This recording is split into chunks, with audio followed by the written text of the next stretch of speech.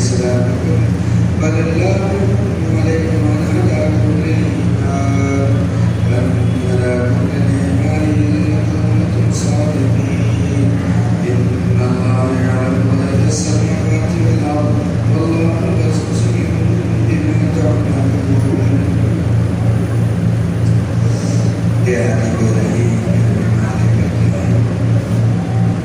آپ سے کہو کہ تم ایمان نہیں لائے ہو، بلکہ یوں کہو کہ ہم اسلام لے کر کے آئے ہیں، اور ابھی ایمان تمہارے دلوں میں داخل نہیں، اور اگر تمہیں اطاعت کرو اللہ رسول کی تو تمہارے اعمال میں سے کن کیے بنا اللہ تمہیں عطا کرے، بلا شبہ وہ مغفرت فرمانے والا اور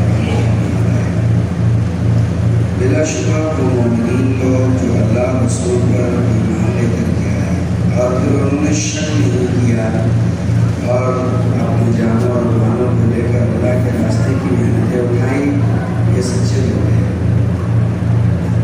آپ کہہ دیجئے کہ تم اللہ تعالیٰ کو اپنی دینداری سکھاتے ہو، حالانکہ اللہ کو عزت جانتا ہے ان تمام چیزوں کو جو زمین آسمانوں میں ہے، اور اللہ ہر چیز سے واقف ہے، اس کو جاننے والا ہے۔ یہ آپ کا احسان جتلا رہے ہیں کہ وہ ایمان لے آئے، اسلام لے آئے۔ آپ ان سے کہہ دو کہ تم ان پر اسلام کا احسان نہ جتلاؤ تمہارے، بلکہ اللہ کا احسان مانو کہ اس نے تمہیں ایمان کی ہدایت دی ہے۔ اگر تم سچے ہو، بلا شبہ اللہ تعالیٰ جانتا ہے زمین آسمان کی چھپی ہوئی چیزوں کو، اور اللہ رب العزت اور دیکھنے والا ہے ان تمام عمل کو جو تم کرتے ہو۔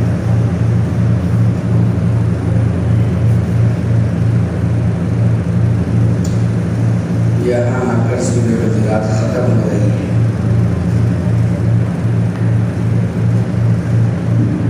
شروع سے معاشرتی زندگی کو بیان کیا گیا کہ معاشرے میں جینے کے اصول کیا ہے، معاشرے میں پکڑنے کے اصول کیا ہے، لوگوں کے درمیان میں رہنا، لوگوں سے میل جول رکھنا، لوگوں سے تعلقات نبھانا، رشتہ داریاں نبھانا، اکرام، احترام، خوش خلقی، اچھے اخلاق، اچھا کیریئر، اچھے کردار، ساری چیزوں کو روشنی ہے۔ سورت کے آخر حصے میں بنی اسد کی کچھ باتوں کا تذکرہ ہے۔ وہی قبیلہ جس نے جناب محمد رسول اللہ صلی اللہ علیہ وسلم کی خدمت میں آ کر عرض کیا تھا کہ ہمیں ایمان لے کر کے آئے۔ ان آیات میں یہ آیت سمجھنے سے بڑا گہرا تعلق رکھتی ہے کہ محمد صلی اللہ علیہ وسلم یہ لوگ آ کر کے کہہ رہے ہیں کہ پچھلے قوموں نے آپ سے لڑائی کی ہے، جھگڑا کیا ہے، ہم تو آپ سے لڑے بھی نہیں، ہم تو آپ سے جھگڑے بھی نہیں، آپ نے اسلام پیش کیا، ہم نے اسلام قبول کر لیا، بلکہ آپ کو پیش کرنے کی نوبت نہیں آئی، ہم چل کر خود آپ کی خدمت میں آئے ہیں اور مسلمان ہو گئے۔ دیکھو آپ کو اپنوں سے لڑنا پڑا، قریش سے تمہاری جنگ ہوئی، کفار مکہ سے تمہاری جنگ ہوئی، مدینے میں یہاں تمہیں اپنے ہی لوگوں کی تکلیف کا سامنا کرنا پڑا، وہ وجوہات بیان کرتے رہے، لیکن ہم تو خود آئے ہیں آپ کے پاس مسلمان ہونے، ہم نے خود آ کر آپ کا کلمہ پڑھ دیا، تو گویا وہ اپنے اسلام لانے کو احسان جتلا ہے۔ کیا کر رہے تھے؟ احسان جتلا ہے۔ اللہ کو لے جاتا ہے، اللہ رب العزت نے ان سے کہا قل لا تمنوا علی اسلام، آپ صاحب بولو مجھ پر تمہارے اسلام کا کوئی احسان نہیں ہے، تم نے کوئی تیر نہیں مار دیا کہ تم اسلام لے کر کے آیا، بل اللہ یمن علیکم، بلکہ اللہ تم پر احسان کرتا ہے ان ہداکم للایمان، کہ اس نے تمہیں ایمان کی ہدایت دی۔ اگر اللہ تمہیں ایمان کی ہدایت نہ دیتا تو تم مومن بن جاتے، تم مسلم بن جاتے، تم اپنی طاقت اپنی عقل سے اسلام لے آتے تھے، اس لیے اللہ کی ذات پر ہم میں سے کبھی کسی کو احسان نہیں رکھنا چاہیے. ایک صاحب کا 2-4 دن پہلے ایک وائس میسج آیا تھا مجھے. وہ کسی سے بات کر رہے ہیں. انہوں نے کہا باتوں کے درمیان میں یہ مسلمانوں کے حالات جو ابھی ہندوستان میں چل رہے ہیں میں نے دیکھے تو کہا کہ یہ کیا ہو رہا ہے, اللہ اتنا بے رحم کب سے ہو گیا. میں نے کہا قابل رحم بزرگ کلمہ پڑھو جلدی سے. کلمہ پڑھنا لازم ہو گیا, نکاح ٹوٹ گیا, بیوی باہر ہو.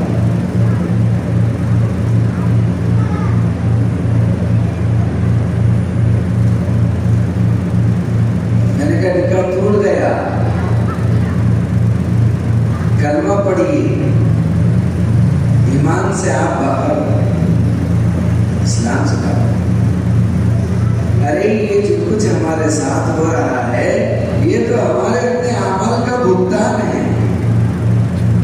نہیں دیکھتے صبح سے شام تک شراب کتنی پی جا رہی ہے. نہیں دیکھتے صبح سے شام تک بدکاریاں کتنی ہو رہی ہیں.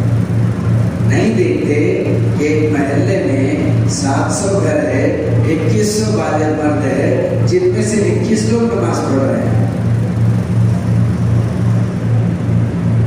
آدمی اپنی بدعملی کو چھپا رہا ہے اور اللہ کے رحم کو داغ لگا رہا ہے. بہت غلط بات ہے.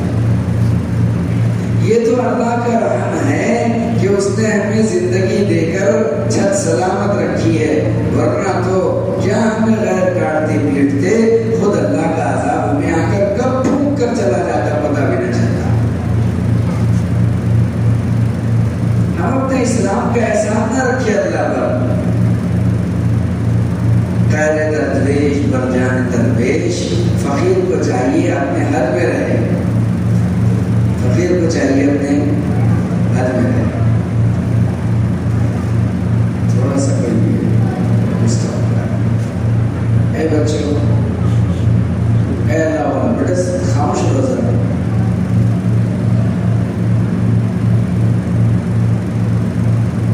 ہارون رشید گزر رہا تھا. وہ جو گندگی اٹھانے والے بھنگی ہوتے ہیں, گندگی اٹھانے والے بھنگی ہوتے ہیں, وہ گندگی اٹھانے والے بھنگی نے دیکھا کہ ہارون رشید کی سواری گزر رہی ہے. اس نے یوں ہارون رشید کی طرف دیکھا, دیکھ کر نے کہا ارے یہ تو میری نظروں میں گر گیا ہے. یہ جملے ہارون رشید نے سنے. تو ہارون رشید نے ہنستے ہوئے لوگوں سے کہا ارے بھائی کوئی ہے جو مجھے اس کی نظروں سے اٹھا لے.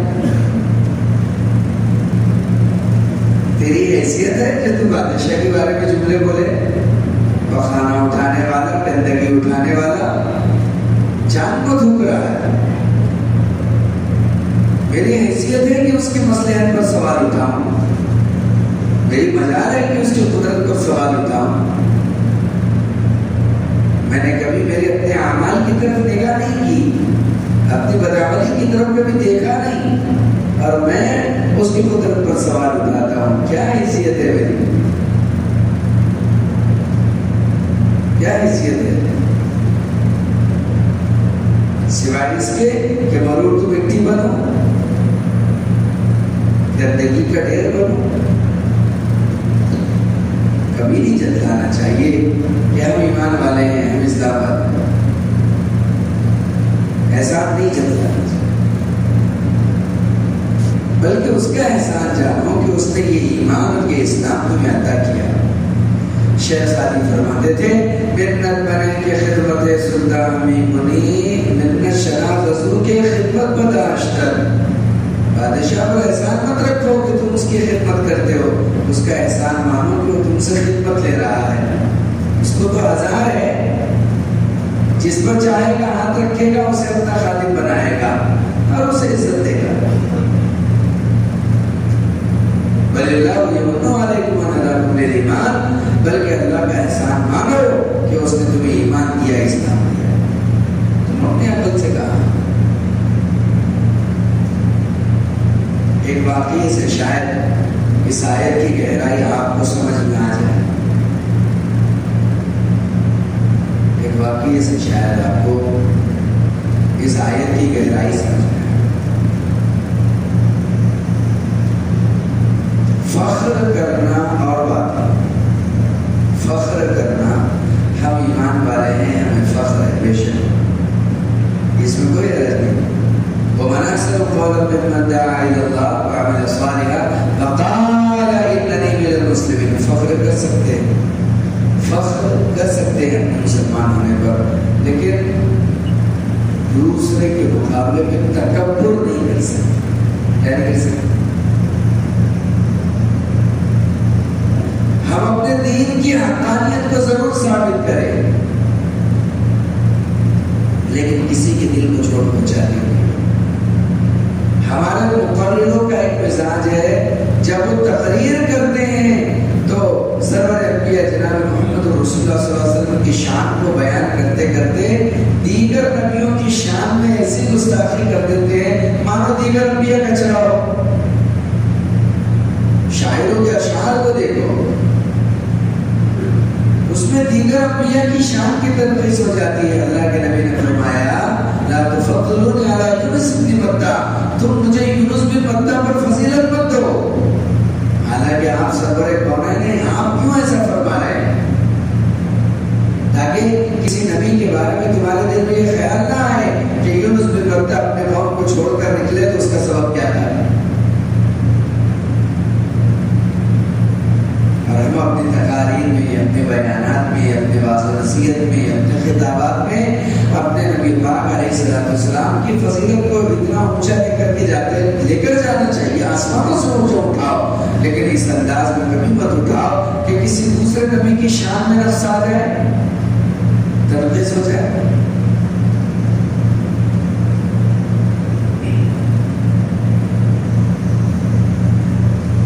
تو فخر کرنے میں برائی نہیں ہے، لیکن اپنے آپ پر تکبر کرنے میں برائی ہے۔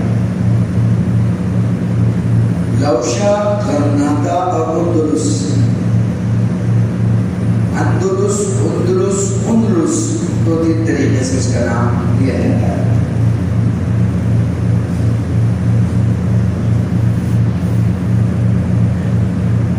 یہ علاقہ کسی زمانے میں اہل علم کا علاقہ تھا،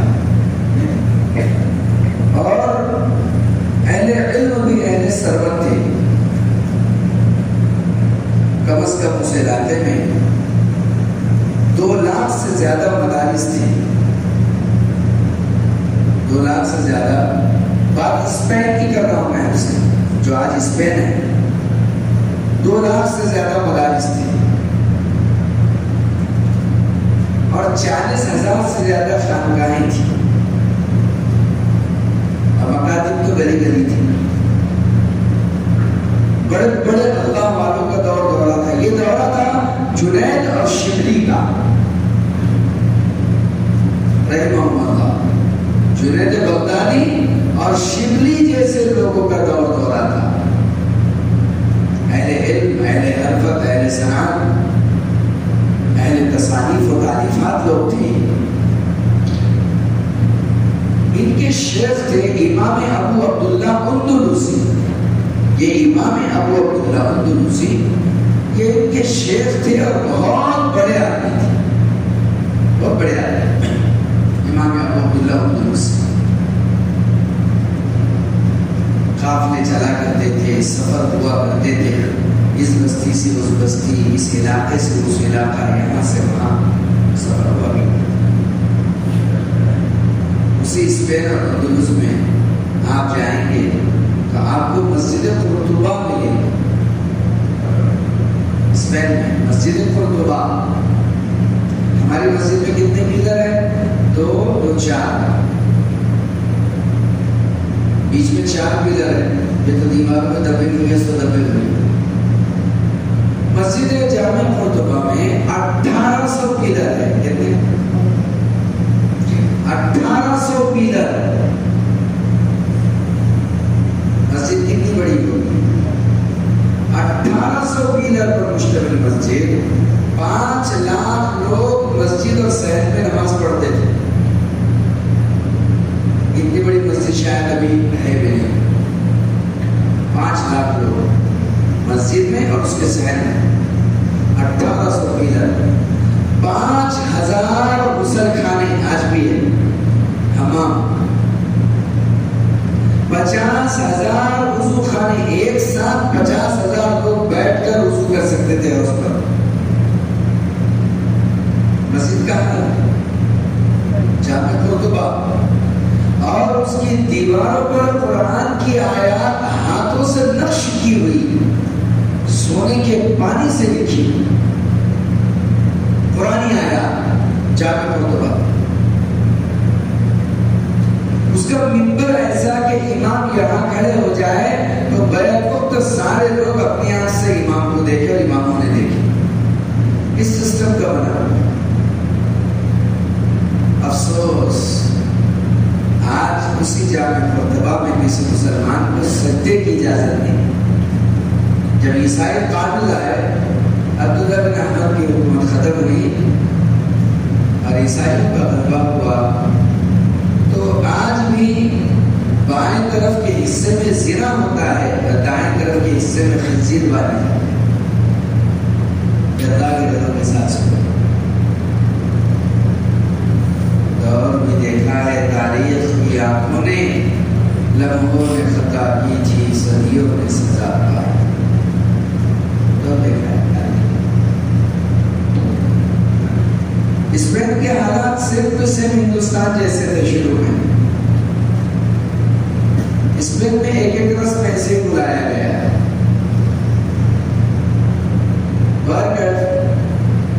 تو امام ابو عبداللہ اندلسی رحمۃ اللہ علیہ یہ شیخ تھے،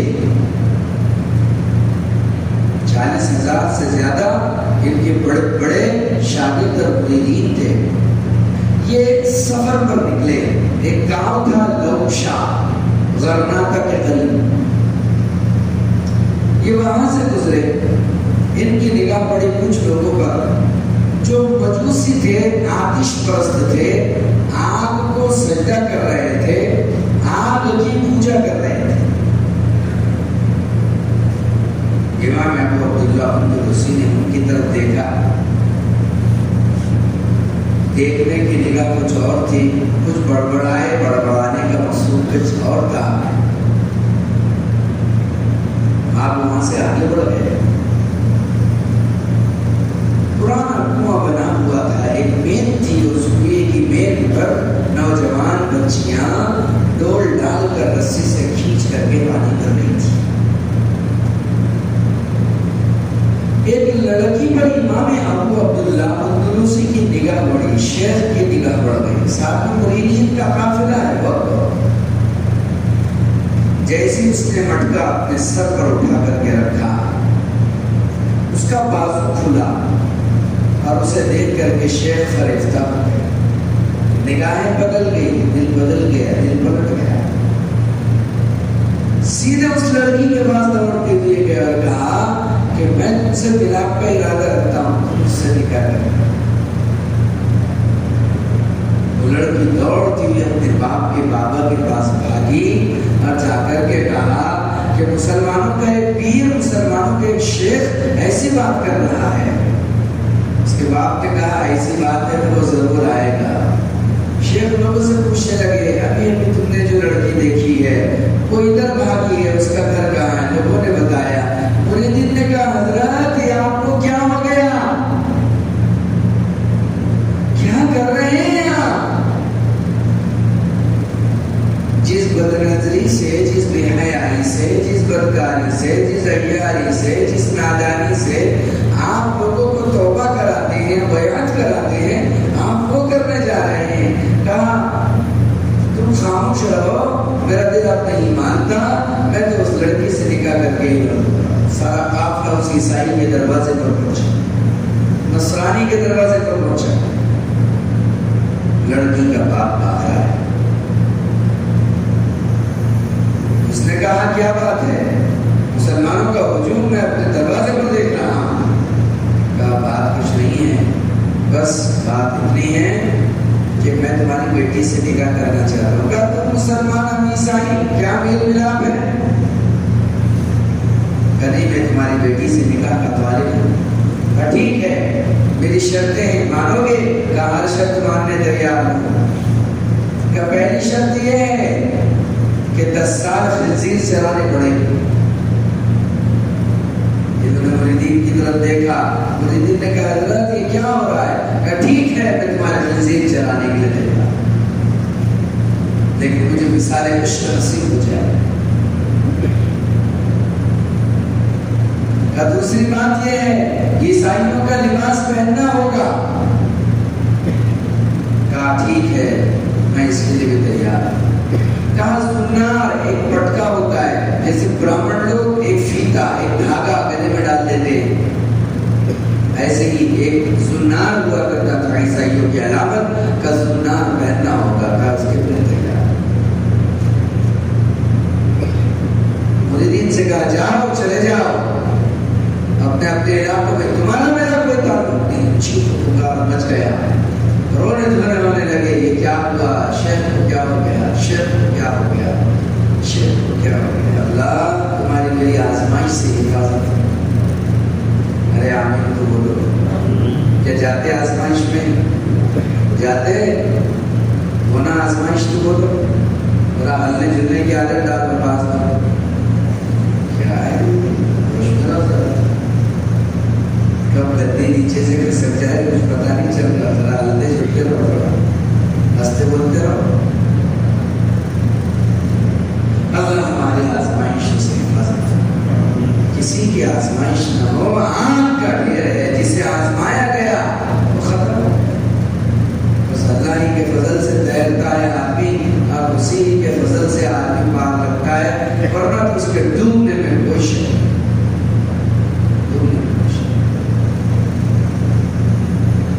سارے مریدین روتے ہوئے چلے گئے، انہوں نے خنزیر اٹھائے جنگل میں چلا دی۔ جیسے ہی خبر اندلس کے علاقے میں گاؤں گاؤں میں پہنچی، بغداد تک خبریں پہنچی، چیخ پکار اللہ ہو گیا۔ لوگ خانقاہوں سے بدزن، لوگ پیروں سے بدزن، لوگ اللہ والوں سے بدزن، لوگ مسجدوں سے بدزن، لوگ مدارس سے بدزن، لوگ مکاتب سے بدزن ہو گئے۔ ایک گائے اگر کسی کا نقصان کرتی ہے تو ساری گایوں کو ڈالا جاتا ہے، کہاں؟ گدھا گھاٹ میں، سب کو ڈالا جاتا ہے۔ عجیب آزمائش اور ابتلا تھی، عجیب آزمائش تھی۔ دن پر دن بیتتے گئے، ایام بیتتے گئے۔ 2 مہینے کے بعد شبلی اور جنید بغدادی رحمت اللہ علیہما دونوں ایک جگہ جمع ہوئے، انہوں نے آپس میں مشورہ کیا شیخ کا حال لینے ہمیں جانا چاہیے، ہے تو ہمارے شیخ، ہمیں جانا چاہیے۔ چنانچہ دونوں دوبارہ نوشا غرناطہ گئے، لوگوں سے پوچھا ہمارا شیخ کہاں ہے؟ کہا تمہارا وہ شیخ جو خنزیر چلاتا ہے۔ دونوں کے سر نیچے ہو گئے، پتہ پوچھتے رہے، کسی نے کہا وہ اس جنگل میں خنزیر چلا رہے ہیں۔ یہ وہاں پر پہنچے، بڑا عجیب منظر دیکھا کہ خنزیر سامنے چل رہے ہیں، اور وہ عصا جو ان کے پاس کبھی ہوا کرتا تھا، جس پر منبر پر کھڑے ہو کر کبھی خطبہ دیا کرتے تھے، اس عصے پر ٹیک لگائے ہوئے ہیں، خنزیروں کو دیکھ رہے ہیں، گلے میں زنار کا پٹا ہے، سر پر عیسائیوں کی ٹوپی ہے، عجیب حال بنا رکھا ہے۔ شبلی کو دیکھ کر کے رونا آ گیا، جنید بغدادی کی ہچکیاں بن گئی۔ یہ وہی شیخ ہے جس کے لاکھوں مرید ہے، یہ وہی شیخ ہے جو قرآن کا نہیں بلکہ حدیث کا بھی حافظ ہے، 5 لاکھ حدیثیں یاد تھی۔ یہ وہی ہے، آج کس عالم میں مبتلا ہے، ایسے ایام سے گزر رہے ہیں، کب کب یہ آگے رونے لگے۔ دونوں دوڑ کر کے گئے اور جا کر کے چمٹ گئے، رونے لگے۔ انہوں نے ادھر دیکھا ادھر دیکھا، کہا شبلی، کہا جنید تمہارا رونا بیکار ہے، مجھے چھوڑ دو، اپنی حسرت یہاں سواس پر چھوڑ دو، میں تو لوٹوں گا اپنے عشق کی تکمیل کے بعد، میں تو اسے لے کر ہی لوٹوں گا۔ آپ کو کیا ہو گیا؟ کہا مجھے نہیں معلوم مجھے کیا ہو گیا، بس مجھے روگ لگا ہے، وہ روگ یہ ہے کہ مجھے میرے محبوب کا وصال چاہیے، میں اسے لے کر لوٹوں گا۔ کہا شیخ آپ اس عصا کو بھی جانتے ہو، یہ وہی عصا ہے جسے آپ کبھی ہاتھ میں رکھ کر جامع قرطبہ کی ممبر پر کھڑے ہو کر کے خطبہ دیا کرتے تھے، کبھی آپ کا خطبہ مردہ دلوں کو زندہ کیا کرتا تھا۔ شیخ یہ بات بتائیے، آپ حافظ قرآن تھے، آپ کو قرآن میں سے کتنی آیات یاد ہے؟ تو ان کی آنکھوں میں پہلی بار آنسو آئے، انہوں نے کہا میں تو قرآن سب بھول گیا سوائے ایک آیت کے، اور آیت کیا ہے؟ کہا وَمَن يُهِنِ اللَّهُ فَمَا لَهُ مِن مُكْرِمٍ، کہ جسے اللہ ذلیل کرتا ہے اسے کوئی عزت نہیں دے سکتا۔ اتنی آیت یاد ہے، وَمَن يُهِنِ اللَّهُ فَمَا لَهُ مِن مُكْرِمٍ، جسے اللہ ذلیل کرے اسے کوئی عزت نہیں دے سکتا۔ کہا آپ کو تو 3 سے 5 لاکھ حدیثیں یاد تھی، کوئی حدیث یاد ہے؟ کہا میں سب بھول گیا سوائے ایک حدیث کے، مجھے بس ایک حدیث یاد ہے، مَنْ ارْتَدَّ مِنْكُمْ وَمَنْ بَدَّلَ دِينَهُ فَاقْتُلُوهُ، کہ جو تمہارا دین چھوڑ دے، دین بدل دے، اسے اللہ کی زمین پر زندہ رہنے کے اختیار نہیں ہے، اس کا سر اس کے تن سے جدا کر۔ وہ اتنا یاد نہیں۔ تو انہوں نے کہا شیخ لوٹ آئیے، کہا اتنے دور نکلنے کے بعد لوٹنا ممکن نہیں ہے، یہ کہہ کر کے دونوں وہاں سے بوجھل قدموں سے دریائے دجلہ کی طرف نکلے، روتے ہوئے۔ ادھر شیخ بھی حالت زار پر رو رہے تھے اور آنسو گر رہے تھے۔ عجیب بات یہ ہے، جب شیخ کے آنسو زمین پر گرنے لگے تو جو اطراف میں خنزیر چل رہے تھے وہ دھیرے دھیرے ان کے قریب جمع ہونے لگے۔ سننا اس نقطے کو حضرت شیخ زکریا رحمۃ اللہ علیہ نے خود لکھا ہے، جب خنزیروں نے شیخ کو روتے ہوئے دیکھا تو سارے خنزیروں نے ایک ساتھ آسمان کی طرف اٹھایا، مؤرخ کہتا ہے، اور وہ آسمان کی طرف منہ اٹھا کر رونے لگے اور اونچی آوازیں کرنے لگے، اللہ کو ان کے رونے پر رحم آیا اور شیخ کا ایمان اللہ نے واپس کیا۔ وہ دریائے دجلہ کے کنارے سے دونوں گزر رہے تھے، دیکھا کہ شیخ اس پانی سے دریا سے غسل کر کے نعرہ تکبیر پڑھتے ہوئے اور کلمہ اسلام اشہد ان لا الہ الا اللہ وان محمد عبدہ ورسولہ پڑھتے ہوئے نکل رہے ہیں اور بار بار نعرہ لگا رہے ہیں۔ تو دونوں دوڑ کر کے چمٹ گئے اور کہا کہ شیخ کیا ہوا تھا؟ کہا مت پوچھو، ان خنزیروں کے رونے کی برکت سے اللہ نے ایمان لوٹا۔ بس اتنا ہوا تھا کہ میں نے ان مجوسیوں کو، آپ کی پوجا کرنے والوں کو دیکھا تو میرے منہ سے یہ نکلا حقارت کا جملہ، ارے بے وقوفو، ارے بے عقلو، تم اس آگ کی عبادت کر رہے ہو، ہم عقل والوں کو دیکھو، ہم نے اپنا دین اپنی عقل سے چنا ہے۔ بس یہ کہنا تھا کہ آسمان سے آواز آئی، ابو عبداللہ کیا تو اپنی عقل سے ایمان پر ہے؟ تو کیا اپنی عقل کی برکت سے ایمان پایا ہے؟ ارے ہم نے تجھے دیا ہے تو ایمان پایا ہے، دیکھ ہم جس ایمان کو دے سکتے ہیں اس ایمان کو لے بھی سکتے ہیں۔ اسی حقارت کی وجہ سے اللہ نے، میں نے دیکھا میرے سینے سے سفید شہ سوار اڑتا ہوا آسمان میں چلا ہے۔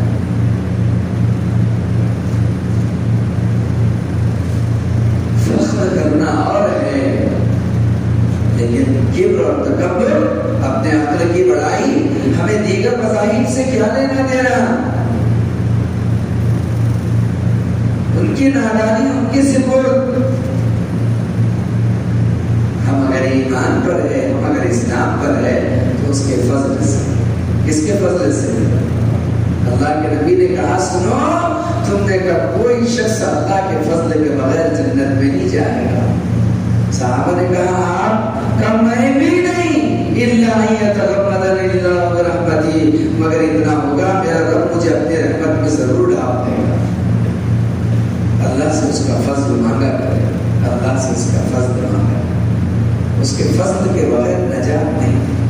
اگر اس کے عدل کا ہنٹر چل گیا تو اس کے عدل میں جس کا حساب ہو گیا فقط خسر خسرانا مبینا، جس کا حساب لے لیا گیا وہ گیا بچ نہیں سکتا۔ حساب کے لیے اگر کسی کو کھڑا کر دیا تو وہ گیا، بچ نہیں سکتا۔ بار بار دعا کیا کرو، اللہم حاسبنی حسابا یسیرا، اللہ میرا حساب آسان لے لیجیے۔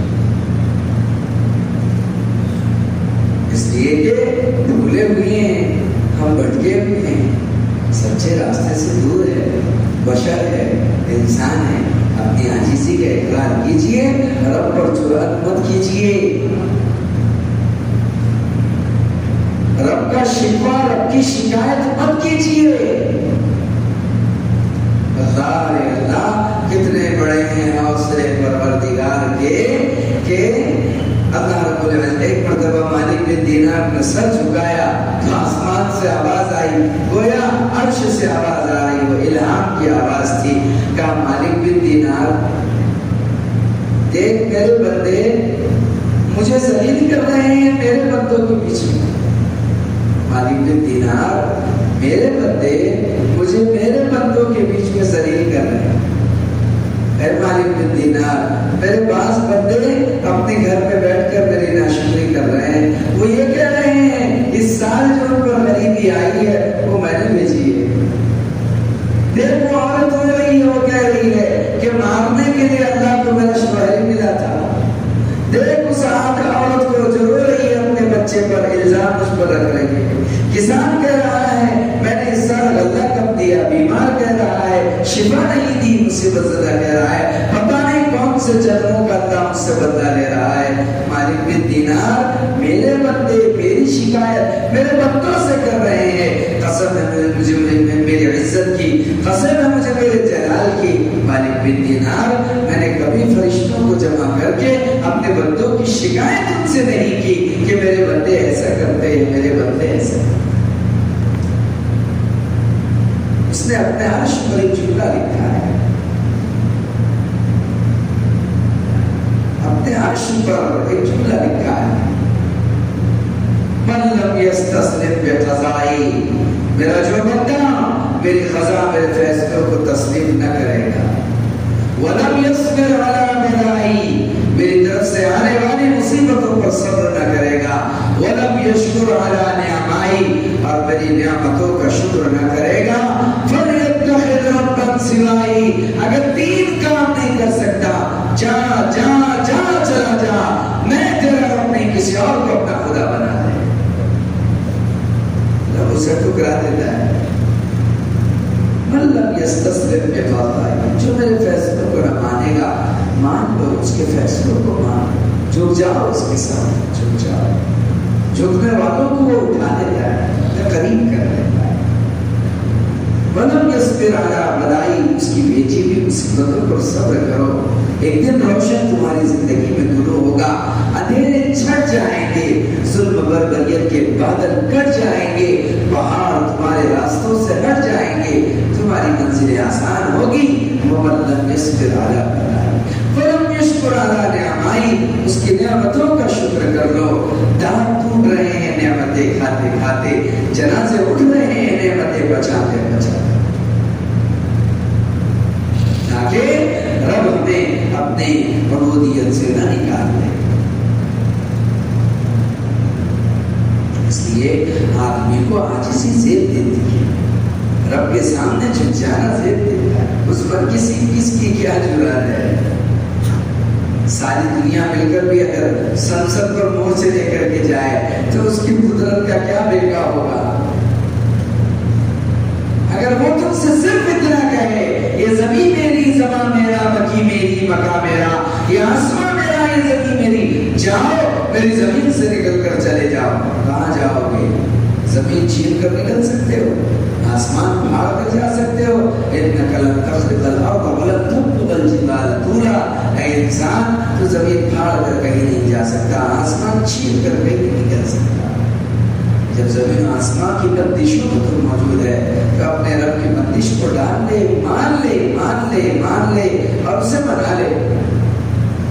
اسی لیے اللہ نے کہا اللہ تم علی اسلام کو، اے محمد صلی اللہ علیہ وسلم صاف صاف بول دو کہ اسلام کی مجھے ضرورت نہیں ہے، بول دو ان سے تم اپنے اسلام سے مجھ پر احسان نہ جتلاؤ، بل اللہ یمن علیکم ان ہداکم للایمان، بلکہ اللہ تعالیٰ تم پر یہ احسان جتلا رہا ہے کہ اللہ نے تمہیں ایمان جیسے عظیم الشان نعمت سے مالا مال کیا. تم کون سے گھر کی بولی ہو؟ بڑے بڑوں کو اپنے راستے لگا.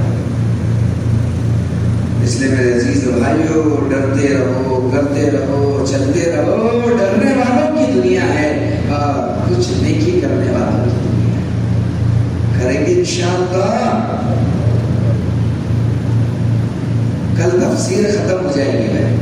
کل تفسیر کی دعا ہے. سورت بھی ختم ہو گئی ماشاءاللہ.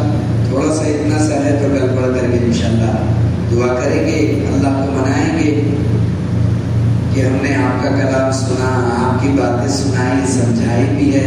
اب دیو مزدوری. ویسے بھی تو اپن لالچی لوگ ہیں اور لالچی ہونا ہی پڑے گا. سلام کرتے سے ثواب مانگتے اپن تو. ہم نے پڑھے دیو. ہمارا تو کام ہی ہے مانگنا. اپن ہے فرنیچر، اپن تو ہے جھولا باز ہے. اپن ہم تو سدا بالکل اپنا جھولا پہنائے رکھیں گے. آپ کا کام دینا، ہمارے کام لینا. ادھر کو در نہ کھولیں گے، ادھر کو در نہ چھوڑیں گے. حکومت اپنی اپنی ہے، ادھر ان کی ادھر اپنی. بس سیدھی بات. تو مانگتے رہے، آخر سانس تک مانگتے رہے. آپ نے ہمیں مانگنے کا مطلب بن گیا.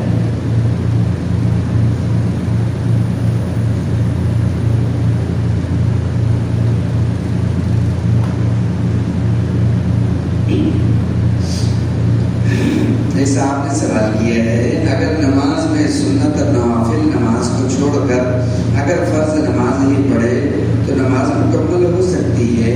حساب تو ہمیں فرض نماز کا ہی دینا ہوگا. نہیں، ایسا تو نہیں ہے. نفل کا حساب نہیں ہے، مستحب کا حساب نہیں ہے. لیکن سنت مؤکد کا حساب ہے. مؤکد یعنی جس کو ایسا سمجھایا گیا ہے. مؤکد کا مطلب بابا چھوڑنا نہیں رہے، یہ ہے مؤکد، جس کی تاکید.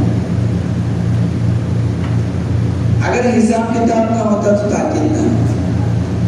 فرائض کا حساب فرشتے دیں گے، واجبات کا حساب فرشتے دیں گے. سنتوں کا حساب تو خود جناب محمد رسول اللہ صلی اللہ علیہ وسلم کی طرف ہے. سنت آپ کی ہے.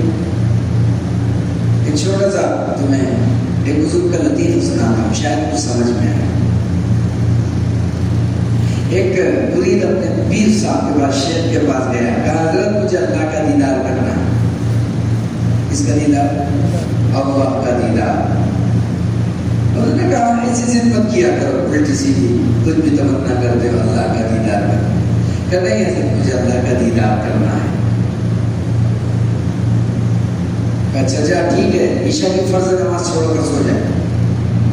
یہ گھر پر آیا، سننے لگا کچھ بھی علاج ہے.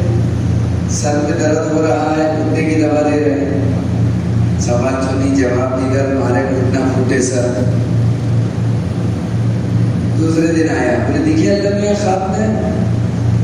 نہیں بولے حضرت میری ہمت نہیں فرض چھوڑنے کی، زندگی میں چھوٹی نہیں، میں نے سوچا کیا چھوڑ. بتائیے نا. بولے حضرت مجھے دیدار. بولتا ہوں تجھ سے فرض نماز چھوڑ کر سو جا. پھر گھر پر آیا، 2-4-5 دن سلسلہ ہی چلا. پھر حضرت نے کہا دیکھا. بولے نہیں، ہمت نہیں فرض چھوڑنے. بتائیے نا کوئی دوسرا طریقہ. نہیں کوئی دوسرا طریقہ نہیں، فرض چھوڑ کر سو جا. اس نے سوچا کہ فرض تو نہیں چھوڑتے اپن، آج سنت چھوڑ دیتے نماز کا پابند. تو اس نے سنت چھوڑی اور سنت چھوڑ کر سو گیا. تہجد میں جناب محمد رسول اللہ صلی اللہ علیہ وسلم ڈنڈا لے کر کے خواب میں تشریف لائے. ہاتھ میں ڈنڈا تھا اور آپ نے ناراض ہو کر کے کہا آپ ہمارے امتی ہیں اور ہمیں بھول جاتے ہیں. آپ کی سنت ہم تک نہیں پہنچی ہے. ہمارے ڈر کے خواب سے بیدار ہوئے، توبہ توبہ توبہ کرتے پوری رات گزری. صبح اپنے شیخ کے پاس حاضر ہوئے. بولے حضرت سمجھ میں آ گیا. بولے کیوں؟ دیکھنا چاہتا اللہ تعالیٰ کو؟ نہیں، سنت چھوڑا تو کون آیا، اگر فرض چھوڑا تو کون آیا.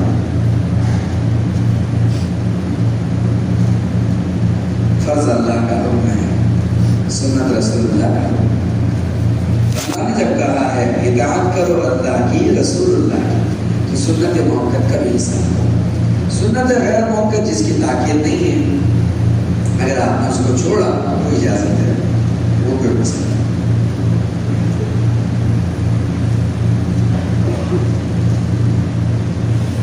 ہماری قوم کی لڑکیاں جو پڑھائی کر رہی ہیں، آپ حفاظت میں لگ جائیے، پڑھا میں نے اس کو، آپ حفاظت کے انتظام کیجیے، یا پڑھنے سے کچھ نہیں ہوگا، اس کے لیے کچھ کرنا پڑے گا، کوئی لائے عمل، کوئی دستور بنانا ہوگا، ایسے ہی نہیں ہوتا۔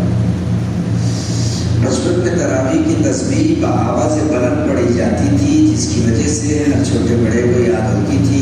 آج دیکھنے میں آ رہا ہے تسبیح لکھ کر لٹکانے کے بعد بھی 5% لوگ پڑھتے ہیں، ایک دن وہ بھی ختم ہو جائے گی۔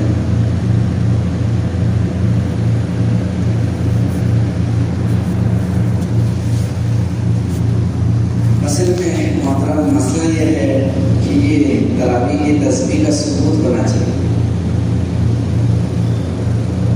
مسئلہ تو جڑ کا ہے، جڑی نہیں ہے۔ یہ دعا آپ صلی اللہ علیہ وسلم نے نہیں بتائی تراویح پڑھنے کی۔ صحابہ بھی تراویح کی جب ہے، تراویح 4 رکعت کے بعد بیٹھنے کا جو وقفہ ہوتا ہے اس کو بولتے ہیں عربی میں، راحت سے نکلا ہے، اس سے راحت سے تراویح۔ تھوڑا بھائی 4 رکعت قرآن سنا ہے تو تھوڑا سستا لو، اس کے لیے ہر 4 رکعت کے بعد صحابہ بیٹھا کرتے تھے۔ کیا کرتے تھے؟ جو تراویح مکے میں ہوتی تھی تو وہ طواف کر لیتے تھے اتنی دیر میں، 4 رکعت تراویح پڑھتے تھے، اور تربیہ کے وقت میں کیا کرتے تھے؟ ایک طواف مار لیتے تھے۔ مدینے والوں کو غصہ آیا، کہا کہ ان کے پاس کعبہ ہے، وہ طواف کر لیتے، اب بیٹھے بیٹھے کیا کرنا؟ تو مدینے والوں نے ہر 4 کے بعد 2 رکعت اور نفل پڑھنا شروع کر۔ تو اگر 2 پڑھے تو کتنی پڑھ گئی؟ ایسے کر کے وہ 36 پڑھ لیتے تھے، 20 رکعت تراویح پڑھ لیتے تھے، باقی نفل پڑھ لیتے تھے۔ ابن قدامہ حنبلی نے لکھا ہے، یہ عمل اہل مدینہ کا تھا 36 کا، اور ان کا عمل کیا تھا؟ ان کا عمل جو تھا مکہ والوں کا، وہ 20 رکعت تراویح پڑھتے تھے، 1200 سال تک یہی چلا ہے، یہی چلے گا، اور اس کے بعد میں ایک طواف کر لیتے تھے تراویح۔ اب ہمارے ہندوستان میں بھی تراویح ہوئی، عجب میں بھی ہوئی۔ اب وہ تراویح ہے کیا پڑھنا؟ تو تراویح میں حضرت تھانوی فرماتے ہیں اللہ کا ذکر مستور ہے۔ کیا ہے؟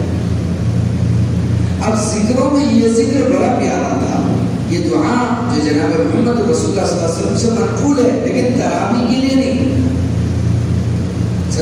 اینٹی بایوٹک ہے، کہیں بھی لگا سکتے ہیں، یوز کر سکتے ہیں۔ تو یہ دعا بڑی زبردست تھی، سبحان الملک القدوس، سبحان ذی الملک والملکوت والہیبۃ والقدرۃ والجبروت، سبحان ذی الملک الحی الذی لا الہ الا هو الصمد القدوس رب العالمین الرحیم۔ یہ جو دعا ہے یہ بہت عظیم الشان دعا ہے، اس لیے بعض بزرگوں نے کہا کہ دیگر دعائیں پڑھنے سے اچھا ہے کیا پڑھ لیں؟ یہ دعا پڑھ سکتے ہیں، حرج نہیں، لیکن یہ کہنا کہ یہی پڑھنا پڑے گا دوسرا۔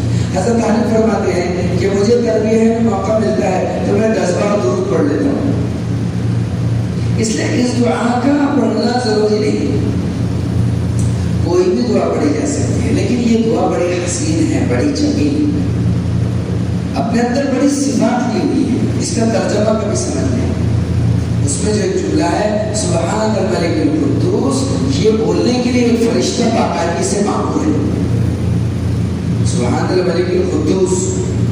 یہ ایسے لذت والے جملے ہیں کہ جب یہ آدمی کہتا ہے تو فرشتے بھی خوش ہو جاتے ہیں، اس لیے اس دعا کو پڑھا جاتا ہے، سمجھ رہے ہیں؟ تو اس لیے جب تھوڑا ثبوت کے مسائل ہیں تو اس لیے اس کو آواز سے نہیں پڑھا جائے گا، جس کو جو ذکر کرنا ہے اس کو ذکر کریں، جس کو جو کرنا ہے جو پڑھنا ہے پڑھے، اور جس کو یہ دعا پڑھنا ہے دعا پڑھے۔ میں بھی پڑھتا ہوں اس دعا کو، اس لیے کہ آخر میں جہنم کی آگ سے پناہ بھی مانگی گئی، اللہم اجرنا من النار، اللہم اجرنا من النار، اللہم اجرنا، بڑی جامع زبردست دعا ہے۔ تو بس میرا خیال ہے لکھ کر ہی ٹھیک ہے، اس کو دیکھ کر کے پڑھنے والے پڑھ لے، اور اس کے بعد دوسرے پڑھنا چاہے تو پڑھ سکتے ہیں، کوئی حرج نہیں ہے۔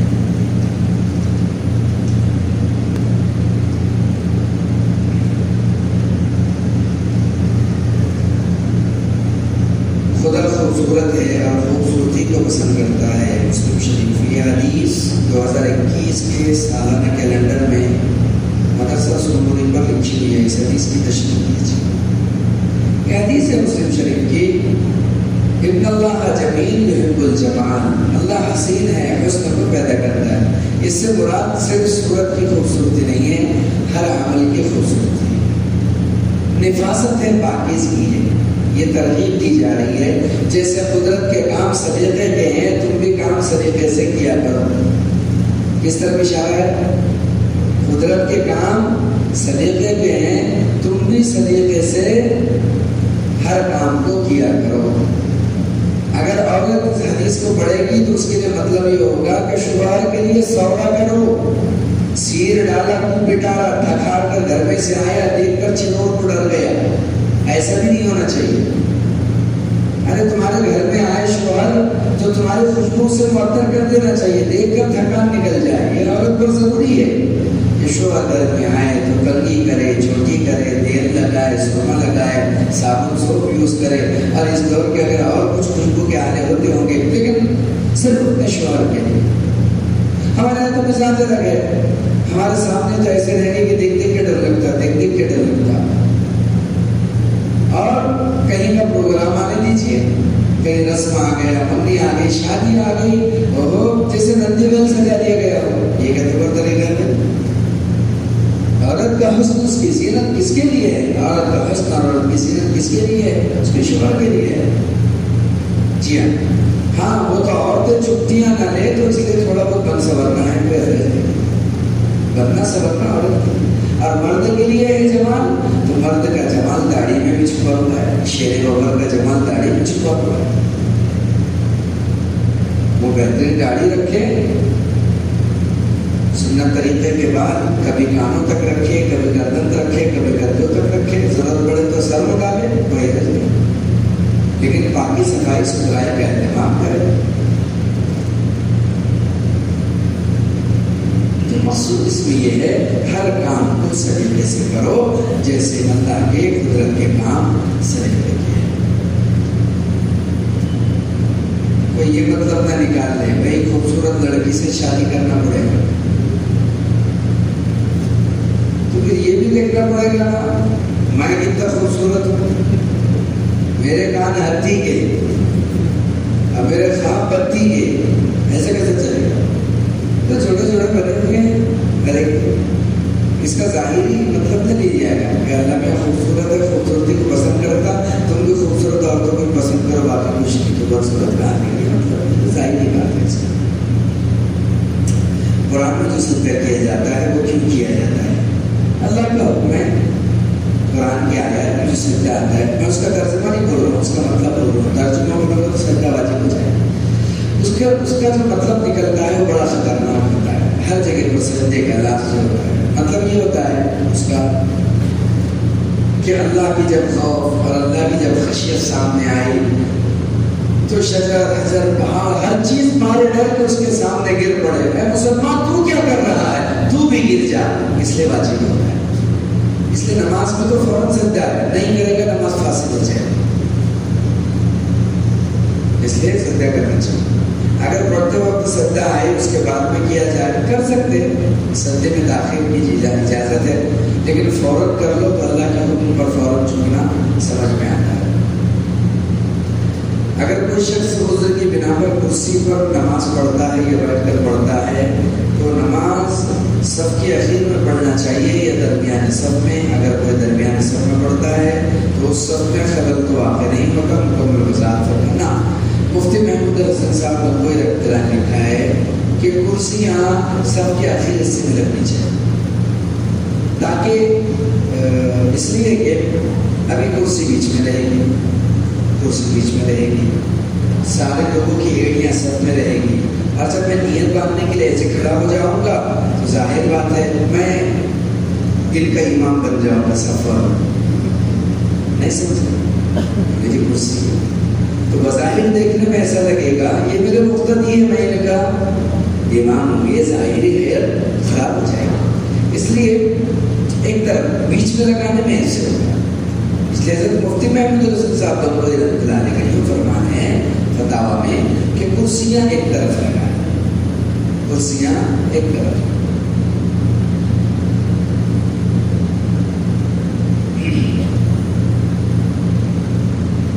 اعلیٰ درجے کی نماز وہ ہے جو زمین پر بیٹھ کر پڑھی جائے۔ کرسی پر وہ شخص نماز پڑھے جو زمین پر نہیں بیٹھ سکتا۔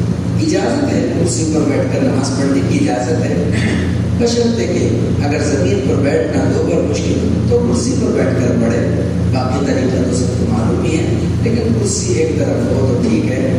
اگلی صف میں بھی لگ سکتی ہے لیکن ایک طرف ہو، وہاں کسی کو ڈسٹرب نہ ہو، خلل نہ ہو، اور امامت کا شغور شہکا نہ۔ ٹھیک ہے انشاءاللہ کل تفسیر ختم ہوگی۔ درخواست ہے وہی جن کی رسیدیں ابھی تک نہیں آئی ہے، جو سالانہ رسیدیں ہیں، جن کی زکوٰۃ کی رسیدیں باقی ہیں وہ رسیدیں کٹا لیں۔ میرے پاس رسید بک ہے، کل پھر لاسٹ ڈے ہے، گہما گہمی میں پھر یاد نہیں رہے گا، پھر بعد میں آنا جانا ہمارے لیے بھی بڑا مشکل ہو جاتا ہے، پھر سفر شروع ہو جاتے ہیں۔ کل رات ہم کو نہیں گیا، ایک گولی سے راتوں رات بھاگ کر کے آیا۔